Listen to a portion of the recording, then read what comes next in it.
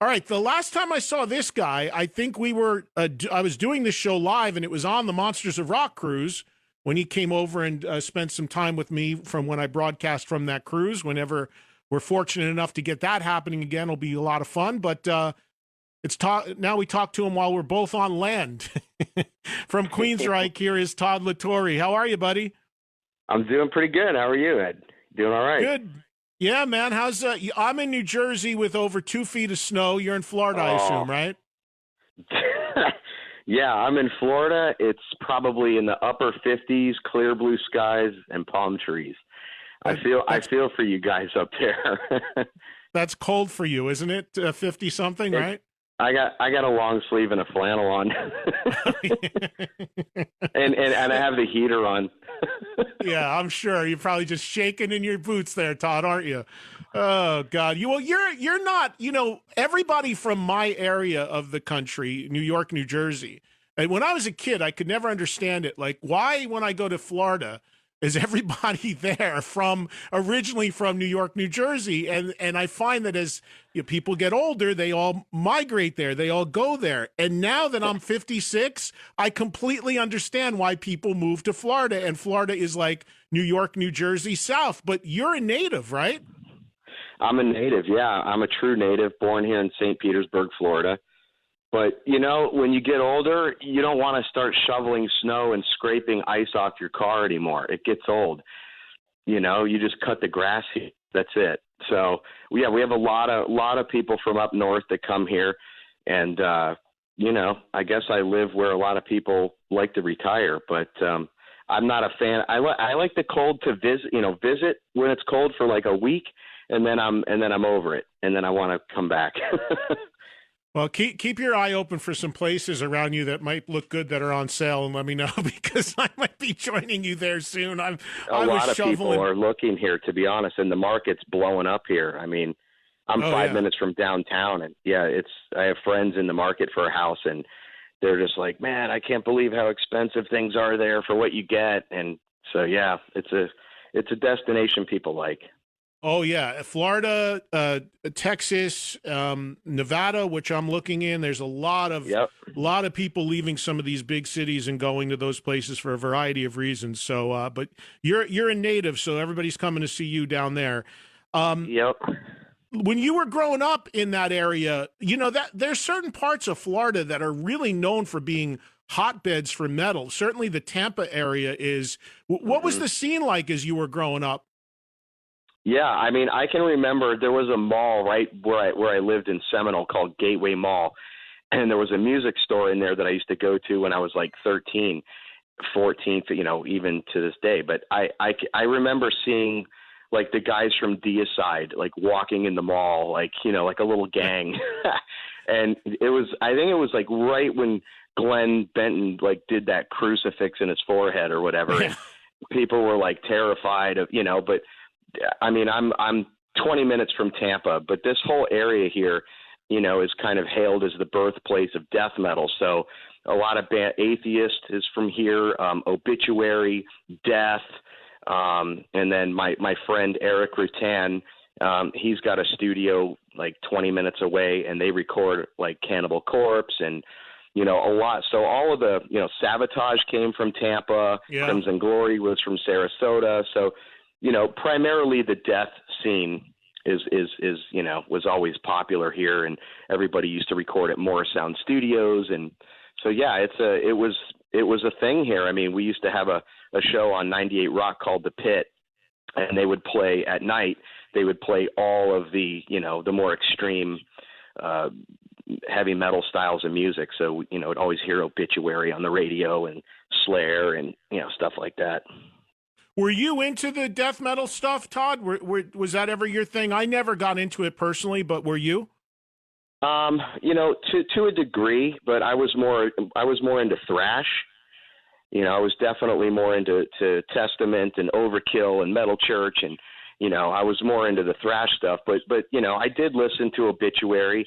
I did listen to a little bit of Death. I listened to there's a lot of bands, I can't name them all, but there was some stuff that I got into, as a drummer, I mean, the technicality and what these guys were doing, especially back then, that was a very extreme form of drumming that you just really didn't hear with all the blast beats and the double bass and all the tom work and everything. So as a drummer, I was always blown away by, the technical proficiency of what that involved. But I was always more into the groove. I liked more, I like thrash where it's not blast beats the whole time. I appreciate it, but after a little while, it kind of wears on me. And so I'm more into, if it's extreme music, I like more like Behemoth, or Gojira, or, so a lot of more like melodic black metal. Melodic. Yeah, see, I don't mind the heaviness of the music or the intensity of the music, but I'm a fan of singers all the way. And I got to hear singing. I got to hear some melody. I got to hear some singing. I cannot do the growly, grunty, screamy vocal thing. It's just not my taste. I got to hear singing, and that's where I lose that stuff. It's certainly not for everybody, but there's a Chuck Billy from Testament.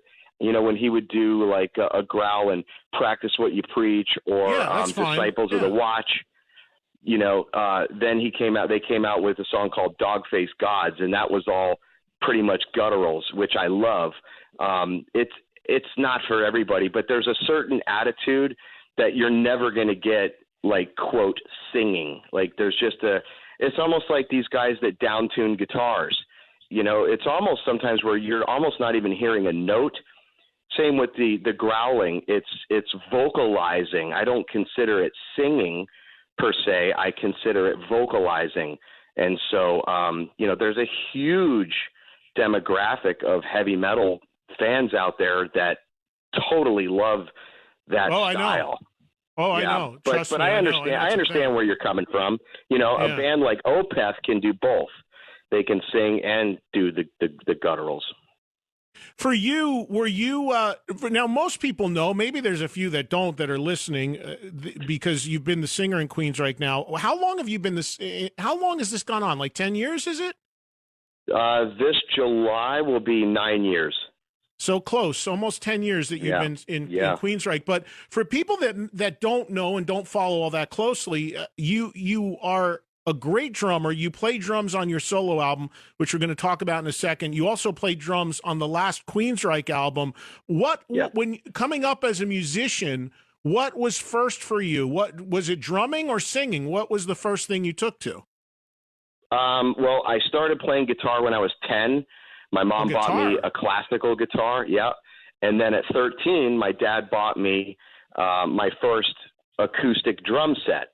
And I still have that set today. It's packed up in the storage, but and then I really just kind of ran with drums. So I always wanted to be a drummer in a band professionally, and like that's what I wanted to do. But I did write songs, and I would always kind of sing stuff, but I was never trying to sing in a band. I never thought I was good enough to like front a band or anything like that, but I always enjoyed singing. So drumming is always like kind of my first passion, but obviously I love singing, but as you know, I consider myself a drummer that likes to sing. But when did that, because playing heavy music, like Joey Belladonna from Anthrax can play drums. Yep. And I've seen him with his own band play drums and sing some Anthrax songs, which is just nuts to me to play that and sing at the same time. When did you, was it with Crimson Glory that you made the transition to say, I'll come out front and sing? Well, I was going to, I'll make it really short because I know you're probably pressed for time. No, we got time, we're good. There was a local band that played a lot of the 80s metal, hard rock and metal. And there was a guy that I was friends with at the time that had heard me kind of sing because we were friends. And he basically pressured me to get up there and sing Wasted Years with this band. And I didn't want to do it. I was kind of embarrassed. And I got up there and I did it. And then the guy that ran sound was telling the band, like, hey, there's your guy. if you want to do like an Iron Maiden tribute band. And this was before tribute bands were all over the place. Like they really didn't exist that much. It was a couple maybe. And so I did a few one rehearsal with them, and they weren't really blown away by me at all. And then my friend was the bass player, he said, you're a good singer and all, but I'd love to play with you as a drummer. And I was like, yeah, I'm kind of not, I don't want to play in a band doing covers as a drummer. Like I'd rather do original stuff. But so I went into the music store, and my friend Matt Laporte, who played in John Oliva's Pain, John Oliva from Sabotage, sure. He sent me a song, and I said, yeah, I'm gonna give the singing thing a try. So he gave me a song. It's on YouTube. It's called The Welcome Experience, and it was just a little fun thing just to show him what I could maybe do, and he loved it. And then he asked if I ever heard of Crimson Glory, and he said they're doing a concert in Atlanta at the Prague Power Show as a memorial to the original singer Midnight, who passed away. I want to introduce you to the band, blah, blah, blah. So I went up there, did rehearsals just as like, a fill-in guy, because they had like 17 guest singers. So I was kind of role-playing, okay, this singer, Nils Rue from Pagan's Mind, he's going to sing this part, and Mark Bowles is going to sing this part. So I was just doing that, and they were really impressed with what I did. I was invited to sing 2 songs at that thing, which was awesome. Nobody knew who I was, and I did that. And then that guitarist and I started working together, and that's how I got into Crimson Glory. I was never trying to be the singer of any band. And then when I met Michael at NAMM, at a dinner party, he looked me up on YouTube and said, wow, because I had done a couple tours with Crimson Glory, and he was impressed. And that's really how like all of this happened. I was never trying to like front a band, Drums were my comfort zone. When you say Michael, you mean Michael Wilton? Michael Wilton, yeah. Right, which led to the Queensryche stuff, which originally started. I was reminding my audience earlier, when that all went down, you originally came in as the singer in a band called Rising West. Yeah, so at that point, to my understanding, Jeff was promoting his solo record, and there was I think Queensryche was kind of being shelved, to be honest, or they didn't really have much on the calendar. And, so Michael said, well, what if we did some old Queensryche stuff and had Todd sing under another band name, and then when Queensryche, is going to resume, then they'll go resume with Jeff, and that'll be that. Well, I didn't know that there was a lot of turmoil in the band. And so when all that stuff happened, literally it was just a lateral move where he was fired or whatever. And, they said, let's go play a show. And that's how I kind of became the singer in Queensryche. It happened really pretty quickly, because the Rising West things were in June. And then in July, I think mid-July, I was officially the new singer of Queensryche. And that's been almost 9 years. Did that kind of take you by surprise that transitioned like that quickly? And then all of a sudden you're fronting a band called Queensryche and you're Jeff Tate's replacement. Like what? I remember when I got an email from Michael, and he was like, hey, here's some tunes and blah, blah, blah. And I was thinking, okay, it's the guys from Queensryche.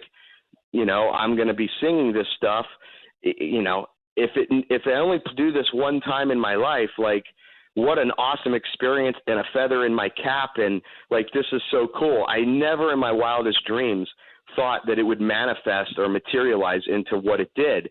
And I was just honored that I was even emailed by Michael and, that kind of thing.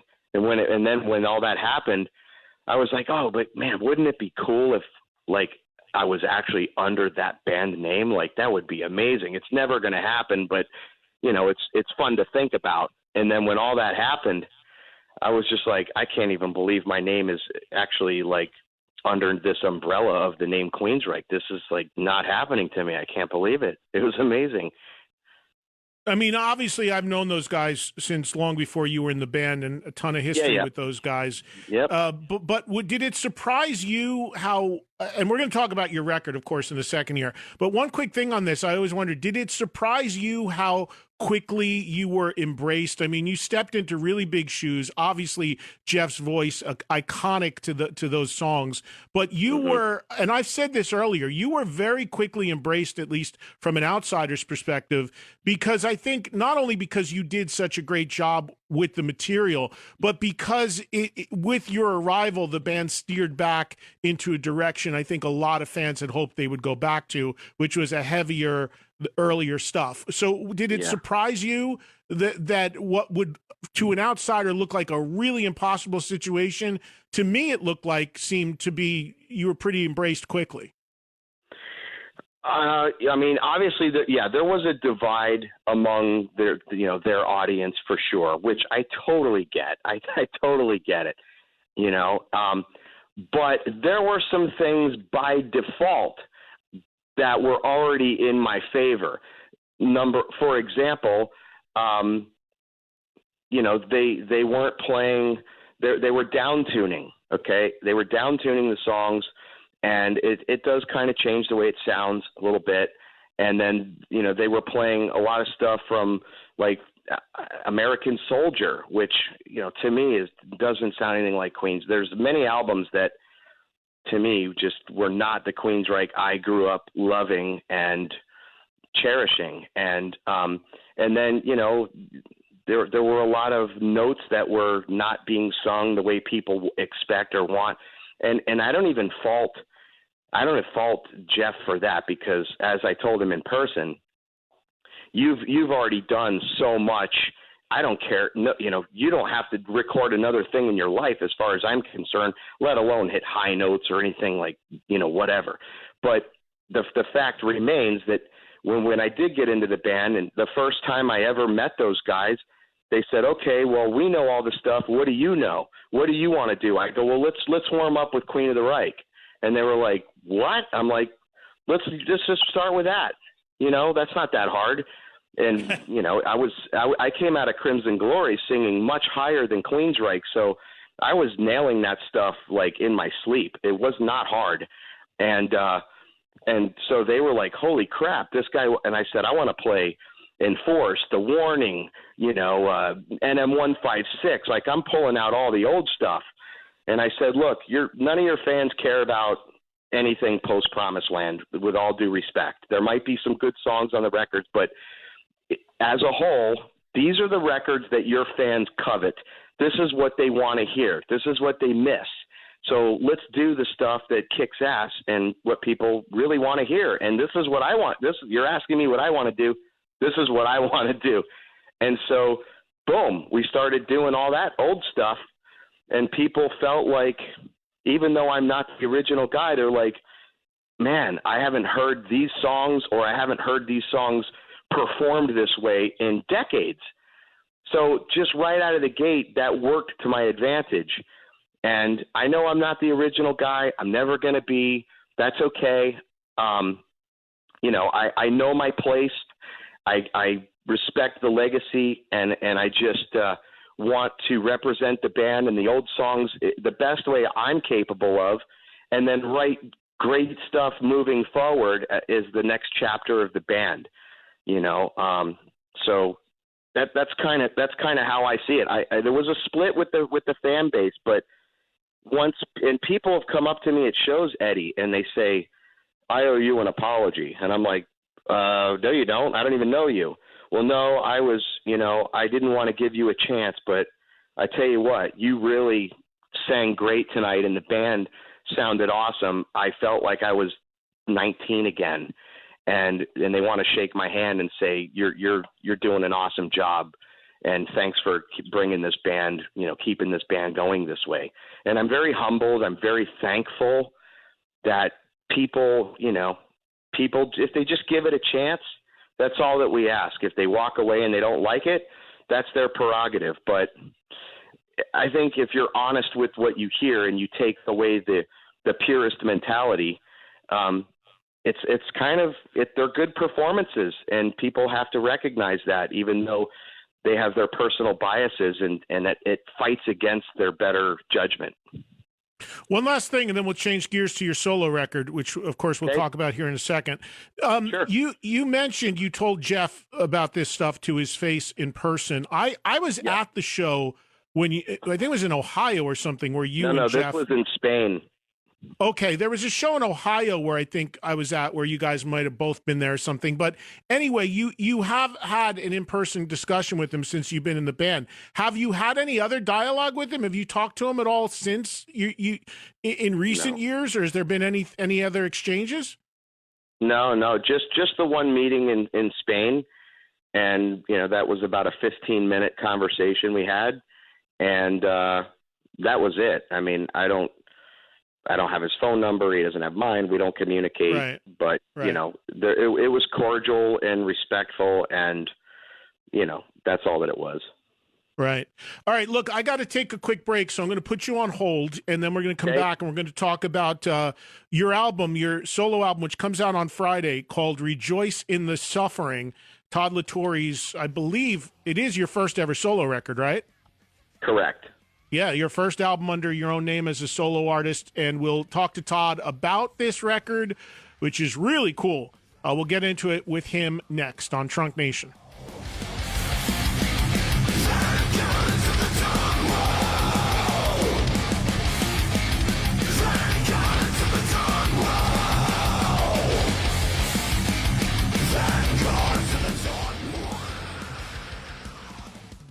Trunk Nation. Music talk that rocks.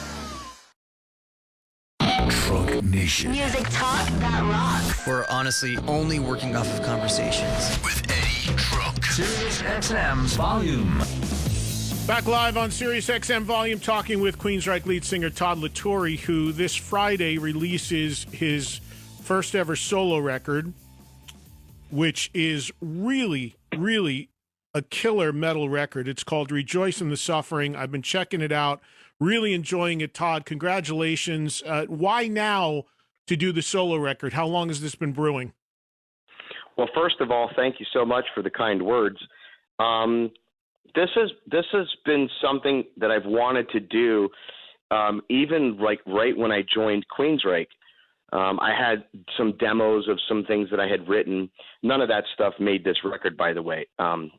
But it's something that I've been wanting to do for years and years. But as you know, when without the pandemic, all of us are always touring, we're flying, we're writing, recording. So if you're not in the studio and doing that, you're flying and touring. So there's just never really adequate time to sink your teeth into the material to really, get into that headspace and do this. And it's just been so long. So once we had our last two shows that were canceled in March, we flew home March 13th, and then I called Craig Blackwell, my one of my best friends and co-writer and guitarist on the record. I called him and said, okay, now's the time. I'm not going to be traveling for a while. I don't know how long, but this is a perfect opportunity to take advantage of the time, and let's buckle down and get this done. So we wrote and recorded the material and did the record in like 4 months. So we just, every single day, it was a full-time job, just writing and, getting these songs shaped up and then recording them. So it really was a byproduct of the pandemic then, and I've brought that up a lot over the course of the last year because you have so many artists, and let's be honest, the business is on the road and has been for a really long time. That's where the money's made. That's where your bread is buttered, and a lot of artists found themselves suddenly with a lot of time at home, which is something they're not used to. And most of them went in and made records somehow, whether they did it themselves, they did it virtually, they got tested and all went into a studio, whatever the case may be. So I think we've gotten a lot more records than we would have expected during all this, but I think there's a ton in the pipeline still about to come out as a result. And it sounds like that time is what really gave you the chance to finally do this the way you wanted to do it. Exactly. Yeah. I mean, it expedited the process. Absolutely. I was still going to do it, but it just, I don't know how much longer it would have taken, because when you're traveling, I mean, you travel a lot.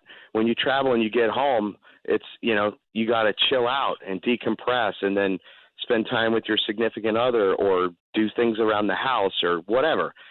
This just made that possible without distraction. So, like, if I'm focused on writing lyrics that day, I have all day and night to do it. And then the next day, I can pick right back up on it. I'm not packing a suitcase and then on a plane and then I say, okay, well, I'll get to it again in 3 days, or I'm in the hotel room and, maybe I'll play with it here. Now, I need to be focused without distraction. And so, yeah, that's why this was able to get done so well and quickly. You know what's really cool about the record is, to me, it's very much a metal record, but it doesn't sound like Queensryche, and it also within the very broad, wide scope of an umbrella, because metal means something different to everybody. I mean, there's people that think Bon Jovi's metal. It's just, there's a wide scope of the metal umbrella, but within the real nuts and bolts of metal, there's still a lot of variety. When I listen to the record, I hear things that remind me of Accept. There's things that feel a little bit like Testament. There's times where it feels a little bit like Painkiller era Judas Priest. It's what my point is, to me, it's very diverse still, by also still being a consistent metal record, if that makes sense. No, I think you summed that up rather well, because there is the diversity, but as a continuous play, you're not hearing songs that feel like they don't belong. There are 3 bonus tracks. The main record, I always like to say, is 1 through 10, and the other 3 are just extra goodies for people that get to hear some other stuff. But one of the things that I really wanted on this record musically was groove, and a lot of people have referenced Fight or Halford, or I really wanted that groove. That's what I loved. Pantera, it was heavy, but they still had that groove that made your body move to it, and that's something I always wanted. I said, I don't hear this anymore. If you hear like thrash music, usually, or I don't want to name stations or anything, but I've put on some other stations that's metal, and it's all the whole time, and it's like, man, where's the singers out there? There's a time and a place, but everything sounds the same to me. And and when I put this out, I didn't have any agenda or motive other than, hey, Craig, we're going to go back to our roots of what we love as fans of metal and what I would like to hear in my CD player. This is stuff I like and what I want to hear. And then as we did it, there were a few people that heard it and said, nobody's putting out music like this anymore. This is like a lost thing. And I was like, really? And I hadn't really examined what's out there to compare it to. And I said, I really don't. It's either like very power metal or super symphonic and like it's over the top, almost cinematic, or it's so down-tuned that you don't even hear good guitar tone anymore. And again, it was an opportunity to just show a variety of vocal styles that I can do. And a lot of singers, there's great singers out there, but a lot of them have one sound. And you've heard the term one-trick pony. I'm not a one-trick pony, as you have learned from this record, that it's like being a guitar player. If I said, Eddie, here's your guitar, you have one pickup and a distortion channel. That's it. You can't you can't switch between other pickups. There's no clean channel, no reverb, no delay, no chorus, no special effects, nothing. How colorful is your playing really going to sound? It's going to be very one-dimensional. Well, I want to utilize those tools of my voice, since that's also my instrument, and play with those things that are available to me. And I knew that it wasn't anything like Queensryche, and that's another whole point. Why would I want to try to create something when I have the best, which is Queensryche, to sound like that? So it's throwing people for a curveball. When you heard it, you were probably like, whoa, that's Todd? I didn't expect that. And I've been singing like that for a long time. I just don't sing like that in Queensryche because it doesn't call for it. Right, and it makes sense. Why would you do an album? Why would you step outside of your main band and do a solo album? It doesn't make any sense for anybody to do that. That it sounds exactly like what they do in the main band anyway. And Right. I thought, I thought that the whole and I did not know. First of all, I didn't know that you started out until you said earlier playing guitar. Now I know on the record you play drums and sing, and I know you've got Craig as your guitar player on this record, but do you play any guitar on it as well? I didn't track guitar on the record, but there were some guitar parts that I wrote. Darkened Majesty was a song that I said to Craig, hey, check this out. I think this is pretty cool. And I played him the guitar parts, and he loved it and played that, and then wrote his own parts for the rhythm beds behind the solo. But, as a guitarist, I did show Craig a lot of stuff, but I mean, he's a far superior guitarist than I am. So I need to just, I don't need to be a one-man band. This is the guy who's the best at this for me. So you're going to track all the guitars. And honestly, like you would want the same hand playing both rhythms, for example. Like if I was said, oh, I want to play rhythms on here, even though I know the parts, maybe I knew the part perfectly, it's not the same as having the same right hand of that rhythm player on both rhythm tracks when you're recording. So you really want to stay consistent and have the same player. And so I just, I didn't record anything on this record with guitar, but I did do some songwriting on guitar with Craig. But I mean, 90+% of the music that you hear on guitar and those riffs, that's Craig. He wrote those, and then we would talk about them and tweak them as we saw fit. Yeah, the name is Craig Blackwell. He's a killer player. When I saw the video, which is your most recent video, maybe my favorite song on the record, Crossroads to Insanity, and then there's the guitar break in it, which I just love that sort of melodic playing in metal as well. I was like, I tweeted the link to it, and I said, and then I came on the air. I said, I don't know who this guitar player is, but he's killer. So his background is just he's a guy that is in the area of Florida and a longtime friend of yours. I imagine played in some bands in that area. Yeah. So the first band we put an EPK out that's on YouTube that explains the history of me and Craig, and kind of how the record was made in a nutshell. And the first band I ever joined as a drummer was called Blackwell. And, in high school, I was 14 or 15 years old. And then we kept playing in bands through our 20s. And he was always like just such a good guitar player. He was like that guy. And, but after you reach a certain age and you don't quote make it, you kind of stop playing in live bands and pursuing that path, but he still has produced stuff and continues to play different styles of music with guitar. He's a drummer also, so he we just speak the same language, and he just didn't have a platform like I do for more people to hear what he can do. And so when I did this record, people say, well, you could have got, so many people that are well known. I said, it's not about that. This is about me doing what I want. This isn't a name grab. I'm not trying to grab somebody's name to like boost my popularity with the record. I want what I want for the songs. And I told Craig, dude, this is our time. Just like when we were 18, 19, 20, 25, we're going to do a legit record and the world's going to hear it. And you're finally going to get some notoriety for what you've spent your whole life doing.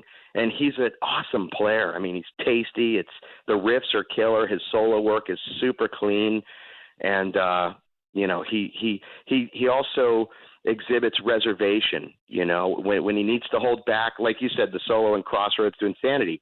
It's got some shred in there, but it's very tasty and some harmony leads. And, he just did a phenomenal job on the record. And I hope that people can appreciate what he brought to this. Yeah, and I think it's really cool that you gave a guy like that an opportunity to do that and worked with him for the reasons you said, because we all have, no matter where people are listening across the country right now, we all have people in our areas of the country that we saw coming up on the clubs or regional bands were like, man, that guy's going to go somewhere, or something should happen, or he should get a deal. And they didn't. I mean, like, you know, like I'm from New Jersey. Zach Wilde is from New Jersey. I saw Zach play in the clubs when he wasn't even called Zach Wilde, and the people that he looked up to playing on the scene here, guys like Kenny Dubman, Dave DiPietro. Now I'm saying those names, people listening have no idea who they are in the grand scheme of things. But in New Jersey, those were the guys that, like, the guys in Skid Row grew up seeing and were like influenced by or took lessons from, or Zach Wilde, who got the breaks and went on. So it's really cool when you can take have that opportunity. Mark Tornillo, who's been the singer in Accept for the last 10 years, a friend of mine for like 40 years from New Jersey. He was a union electrician, and Accept found him, and he was already at 50 years old, and they put him as the singer in Accept, and he still is. So when you hear those stories, it's really inspiring, and it's great to see your loyalty to him and for him to have an opportunity to showcase his talent. Yeah, thank you so much. I mean, well, you know what it is, Eddie? When my friend Matt Laporte introduced me to the Crimson Glory guys, you know, I was just an undiscovered guy, a local guy that he saw ability and potential in. And my friend Tom McDine, he played guitar in John Oliva's Pain as well. And I was his +1 guest at the Seymour Duncan Artist Dinner Party at NAMM, where I met Michael Wilton.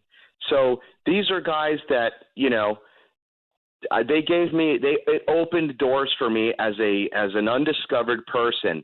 And there's somebody right now, you know, just honing their skills and practicing in their bedroom, or there's somebody as a street performer that people just walk by, you know, they don't pay them any attention, and because, you know, they're not, quote, famous or anything. And to me, it was like passing the torch of, like, passing it on, not passing the torch, but passing it on to be like, you deserve, number one, this record deserves you to be doing this with me. It's about the music first.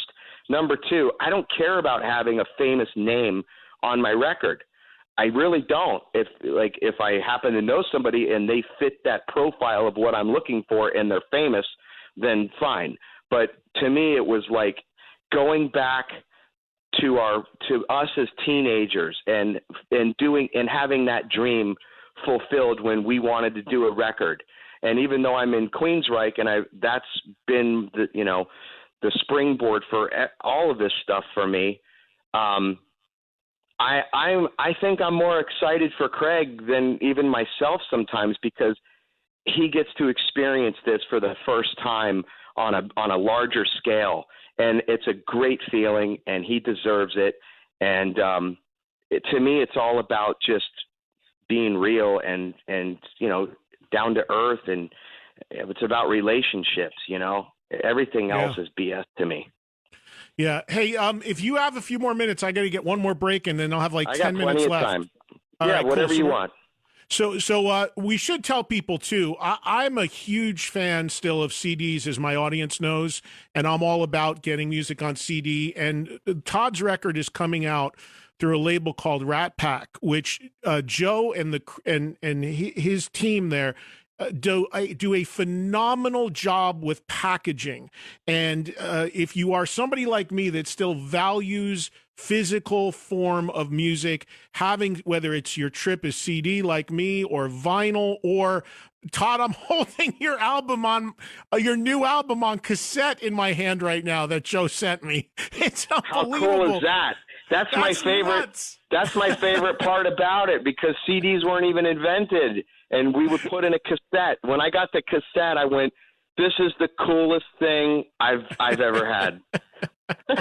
So you can literally on Friday get any format of Todd's record. If you have a cassette player still in your car or truck, or you just like the nostalgia of it, I'm holding it in my hand. It exists. Great CD with an oversleeve and all that, and vinyl if you're on the vinyl kick. So whatever your pleasure is, get the record in physical format. Sure, the streaming stuff is nice, but there's nothing like holding and opening and flipping through a booklet. And I mean, as everyone knows, I grew up working in a record store, just holding this stuff, smelling it, opening the booklet. Yep. It's just what it's all about, man. So great stuff from Rat Pack. Experience, yeah. Yeah, it really Awesome. is. All right, we're going to put you on hold. We'll come right back. A few more minutes with Todd La Torre of Queensryche. Again, the album is out Friday. It's called Rejoice in the Suffering. A few more minutes to wrap up right after this.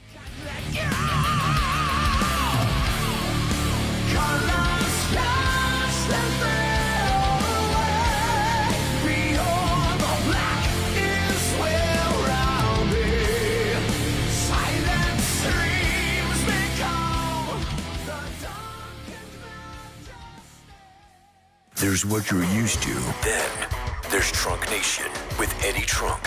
Sirius XM Volume. Trunk Nation with Eddie Trunk. You are my drive home every day. Thank you for flying the rock and roll flag, man. Sirius XM Sounds amazing to this day. Volume. You've been hearing music from Todd's record. That's what we're playing going in and out of these breaks, and we're going to end the show in a few minutes and give you a little bit of Crossroads to Insanity, which is an epic song and video. By the way, there's a video, a really intense video, very, very cool video that has just been released for that song as well, which you can see where else on YouTube. But that was really cool, Todd, that you went, I guess you went into an insane asylum, or what was it?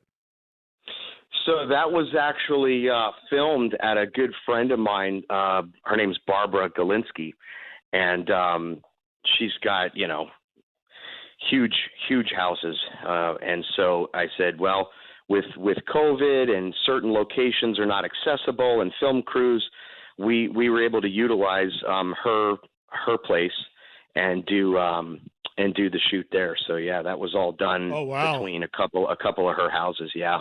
That's a hell of a house. it's pretty cool. It's like a hotel. It's huge. Wow, that is amazing. Hey, I can't let you go without asking you for an update on Queensryche. Have you been able to write or record with the guys? Are there plans? What are the plans? Obviously, live shows are suspended, although some people are starting to book towards the end of the year. My friend Doug in Tulsa just told me he's got a date with you guys downtown Tulsa on October 16th lined up. So there's some stuff starting to come online for the end of the year. But what is the projection for Queensryche as far as music and possibly live shows? Yeah, so we are writing. Michael Wilton came down, I don't know, a few weeks ago. Time is slipping by so quickly. I don't even know what day it is half the time. But he came down, and then Zeus, our producer, he decided to come down too, and work on new song ideas. Casey lives right down the road, so he came over, and Eddie's writing stuff. Parker's in Seattle. He's everyone's kind of doing their own thing musically, and then whoever's willing and able to get together in the same room during the pandemic, that's what's happening. But we're writing music. We got a bunch of song ideas that I'm starting to work on lyrics and melodies for. So hopefully we can get in the studio and record, this year sometime. That's the goal. If we can get a record out by, I don't know, maybe beginning of next year, because it would be nice to be able to tour on a new release. As you know, everybody's sitting on albums they can't tour on, and we don't really want to have to deal with that if we can help it. So it's all good. We're writing a new record, and things are good. Is there any update on the Scott Rockenfield situation? Has anybody heard from him in his status? Not to my knowledge. Yeah. So for all intents and purposes, as far as you guys are concerned, Casey Grillo is the drummer in Queensryche, and Scott's era has come to a close. I mean, all I can tell you, Eddie, is he took paternity leave saying that he would be gone for about 6 months, and that was 4 years ago. So, I mean, Casey shows up every day. He shows up to songwrite. He shows up to record if needed, and he shows up for the live gigs. So that's all that I can tell you. I haven't communicated with him in years, so I have no idea what he's up to. I couldn't even tell you. I actually heard from him maybe like a year and a half, 2 years ago, and he said he wanted to come on at that time and do an interview and tell his story, but then he disappeared again. So I haven't heard from him since. I mean, I don't know what story there is to tell. I mean, people ask, but honestly, it is literally like deja vu. It's like, just go play the tape. Go play the answer I gave you 4 years ago, because literally nothing has changed. Nothing has changed. There's as far as I understand, there really isn't communication, and I couldn't tell you anything more than that. And I some people think, oh, they're not telling us more. I don't have anything to say because I don't talk to him. He doesn't talk to me. Casey's been playing with us for 4 years, going on 4 years, and he shows up. The guy is doing an awesome job.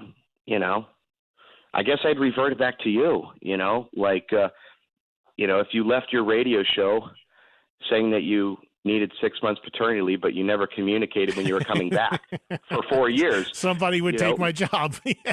Well, would the radio station stop running because you quit showing up to work? And and keep in mind, you weren't fired, and you didn't give official written notice that you're never going to come back. You just don't come back or communicate. Does your key still work? Is your name on the door? Or are they going to find adequate talent replacement to keep things going? So I don't have anything bad to say. I don't really have anything to say other than, he asked for paternity leave and just hasn't come back. All right, man. Well, I got to wrap up the show. Thank you so much for the time. It's always good to talk to you. Everybody check out Todd La Torre's debut solo album. It's called Rejoice in the Suffering. It's out Friday on every format you could want.